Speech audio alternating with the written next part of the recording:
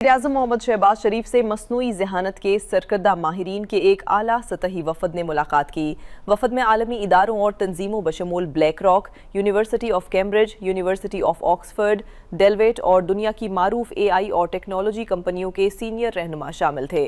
मुलाकात में Pakistan virtual esters regulatory authority के चेयरमैन बिलाल बिन साकिब भी मौजूद थे। वफ़द से गुफ्तगू करते हुए वज़ीर-ए-आज़म ने कहा कि हुकूमत कौमी व इक़्तिसादी तरक्की के लिए नई टेक्नोलॉजी से फ़ायदा उठाने के लिए तरजीही बुनियादों पर काम कर रही है। वज़ीर-ए-आज़म ने पाकिस्तान की डिजिटल और इक़्तिसादी तब्दीली को तेज़तर करने के लिए आलमी महारत बिलखसूस बैरून मुल्क पाकिस्तानियों की शमूलियत की अहमियत पर जोर दिया। उन्होंने कहा कि मस्नूई ज़हानत जैसी उभरती हुई टेक्नोलॉजीज़ को कौमी तरजीहात, इदारा जाती सलाहियतों और जामे तरक्की के मकासद के साथ हम आहंग होना चाहिए।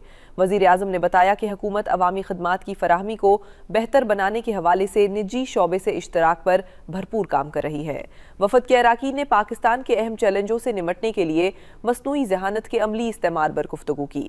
इस मौके पर वज़ीर मुमलिकत बिलाल बिन साकिब ने कहा कि मस्नूई ज़हानत पाकिस्तान के लिए अब कोई मुस्तकबिल का तसव्वुर नहीं है, बल्कि ये हाल का सुनहरी मौका है और हुकूमत इस हवाले से ठोस इक़दामात उठा रही है।